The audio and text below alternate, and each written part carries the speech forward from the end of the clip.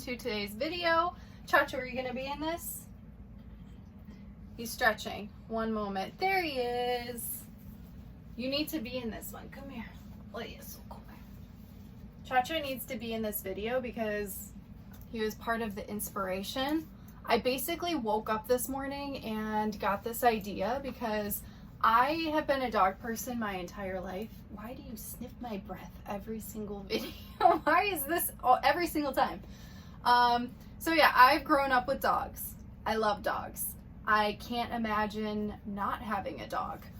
When I first moved here, I didn't have a dog for a couple of years and it was very sad, and I was walking dogs and I would just post all these dogs on my Instagram from walking them, and I just wanted one so bad, and I had to beg and beg to convince my boyfriend to finally let me get a dog, so we got Chacho. However, I've never really had cats. I had a cat like momentarily when I was younger because a family member had one in the house for like a little bit, and then I lived with my sister who had a cat, but the cat was like never around. It just, I mean, it's part of the video. Cats just, it depends on the cat. Every single animal, they each have their own personality, but generally speaking, cats are just not as social as dogs. Cats can be more like, leave me alone, let me do my own thing, and dogs are just always wanting that love and attention. And reptiles can be very similar. So I wanted to make a video discussing reptiles that are more social and more aligned with dog people personalities, as well as reptiles that are more like cat people and would be a better fit for people that just are more hands-off or just don't want to be doing so much with their reptiles all the time. Reptiles really are lower maintenance compared to any mammal that you would keep, and a lot of them do just prefer to be left alone. But some of them have personalities where they do seem to enjoy coming out and getting some enrichment and just are more social. So I thought it would be a fun topic. So that's what we're doing as I avoid cleaning my turtle tank because I'm dreading that. I wish I could just snap my fingers and it's done already because I would feel amazing, but that's gonna be the rest of my day. So I feel like you guys are gonna be not shocked by the first one. So the first reptile that I think is a perfect fit for dog people personalities is the bearded dragon. Bearded dragons are just little hams. They are like little dogs in my opinion. They will scratch at their glass. They do like coming out. They are very tolerant when it comes to handling. So if you want a pet that is more interactive and hands-on, a bearded dragon is the absolute best one. Hands down, the best. Number one, had to put it on my list. I miss having a beardie so much, but they are just like the epitome of like a dog person in a lizard is a bearded dragon. So now we're gonna do the very first cat personality. So in contrast to the bearded dragon, if you have a cat person personality, a chameleon would be more up your alley. Chameleons are less hands-on. They're more of a visual animal, and it's not an animal that wants to be touched or handled too often. Some of them do like it here and there, but it's not something you're going to be doing frequently with these animals who are highly prone to stress. And I feel like they're also just kind of like cats because they seem judgmental of you. They just seem like they're judging you and they're better than you. And I just feel like that's how cats are. So chameleons are definitely a good fit for a cat person. Second one for dog people is the ball python. So it does depend, and it was kind of hard coming up with a snake because snakes oftentimes do just prefer to be left alone. However, I have seen a lot of you guys actually like show me pictures and videos and things like that of your ball pythons, and a lot of them will just come out and do enjoy coming out and getting handled and getting that enrichment and climbing and hanging out with their owner. So that's some dog personality vibes right there. So the fact that those snakes are just so tolerant and they really don't mind hanging out with you makes them perfect for a snake if you want to be handling it and interacting with it often. A lot of snakes aren't like that, but ball pythons are definitely one of them. Moving on to cat personality people. So a snake that would be perfect for this would be green tree pythons, or basically any other arboreal snake. Again, hands off. They got sass. If they don't like something, they will let you know. And cats are the same way. Cats are, I mean, they're confusing to me because I don't fully understand them. Like, I have been petting one before, and it seems like this is a common occurrence. People are petting a cat, and then out of nowhere just attacks them, and you're like, I thought we were having a good time. Like, what's going on here? So it could be the same thing with green tree pythons. You may just be going into the enclosure to do something, and out of nowhere they're snapping at you and biting at you. So it can come out of left field, and they are just very, very obvious when they are not into something. They'll let you know. You don't have to worry about that.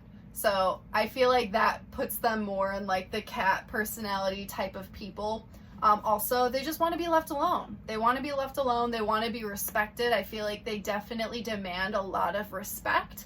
And I feel like cats are the same way. Dogs are like, step on me, whatever, I don't care. Like, I love you. And like, cats are like, absolutely not. Cats have standards, and so do green tree pythons. So that's why I feel like they have a good correlation. Next one for dog people. I do not have personal experience with this one, but it just was in my mind and I had to put it on my list. If you know any more information, I would love to hear your input, but I think Burmese pythons would also go into the dog people category, because Burmese pythons just seem extremely docile and just easygoing.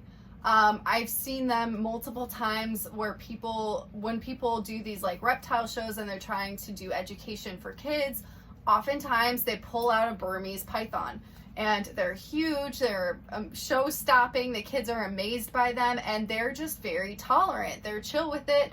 People take them swimming at lakes and things like that. Like, they just seem like the most easygoing reptile. And so that is why I felt the need to put it in the dog category. Also, I just feel like they have like puppy dog faces. So do ball pythons. But yeah, definitely giving me some strong dog vibes, so I had to put them in the dog people section. Next one for cats is jeweled lacerdas. So this is a newer species that I have been keeping since last October.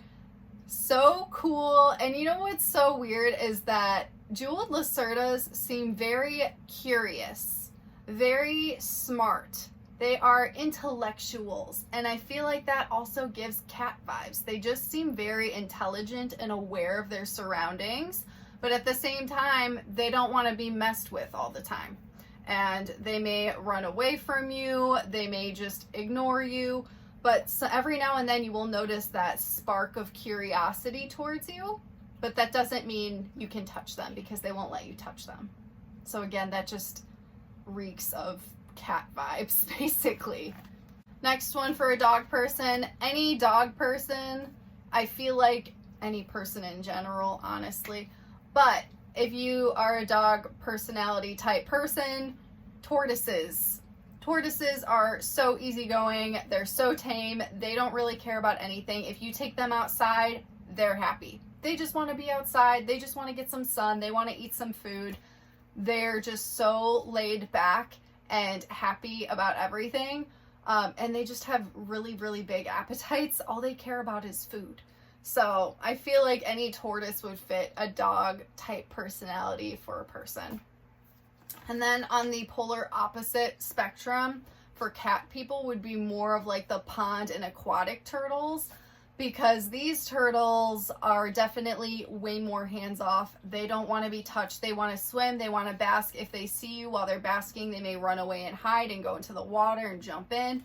Again, they just don't really like handling. It's unnatural for them. They're just they want to do their own thing. And that's a cat. They want to do their own thing. So that is why they're on the cat list. Wow, did I make a mistake on my list? Wow. Okay, so I was going to say for dog people, crested geckos. I accidentally wrote tokay. That was for cat. We're going to get there. So, for dog people, crested geckos, super, super derpy personalities, remind me of dogs. Dogs are just the derpiest, most loving things on the planet. Cresties, I get the same vibes. They just have the derpiest looking faces. They stare at you. They come out. They're really chill with being handled. Everyone is different. Some of them are more jumpy than others, of course. But generally speaking, they are just little doofuses. And they just give off those loving doofus dog vibes. So they had to be on that list. Now moving over to the Tokays, which I did not mean to put on the dog list at all. Tokays are like, F off. Leave me alone. They will let you know. Again, highly intelligent, demand respect, cat vibes. So that is why they're on that section. And the last ones for this list, if you guys can come up with others, please leave it in the comment section. This was really fun to just, I don't know why I just woke up and thought of this, but it's fun to think about. I like all of the correlations. So the last dog section for dog people personalities is the blue-tongued skink. However, not mine, not Chancho, who is a cat. Chancho is my cat. Of all of my animals, he's my cat. He is like, don't touch me. Feed me, love me, don't touch me, which is a cat. However, everyone else is blue-tongued skinks, which are most likely captive bred and Australian and happy and easygoing and will come out and get pets and just be like a little lap dog. They give off those dog vibes. Just excuse my cat, who just is a cat. But the last cat personality type lizard would be the frilled dragon. Frilled dragons are one of those animals that basically just are doing their own thing as well. They can be handleable if worked with. I mean, you could say that about literally any species. People handle their tokay geckos and their green tree pythons like I do with Metamora. Like, just take what you will from this. This is not like a black and white topic by any way, shape, or form. But frilled dragons mostly want to be left alone. They do have that defense mechanism to frill up, scare people away. Cats can do the same thing. When they're scared, they like have their hair stand up and they make themselves huge. Yeah. It just reminds me of a frilled dragon, the way that they frill up when they're scared and they're trying to defend themselves, which is very cute. And cats do the same thing, so that's why I made the correlation of that and put them on the cat section. This was a fun video to make. I would love to hear if you guys can come up with any others for the list. I definitely want to make a disclaimer. This is not saying everyone should own reptiles, and if you have a cat or a dog, you should go and get a reptile too, and these are the ones. Like, no, no, no, no, no. I'm just simply talking about their personalities and things like that, just because I appreciate these animals and I like making the connections and just learning more about them. So yeah, if you want to get a reptile, do all of your research, make sure it is a good fit for you, but that is not what this video is. So I hope that this was fun for you guys to watch. Would love to hear your input on this one, and I will see you guys in the next one.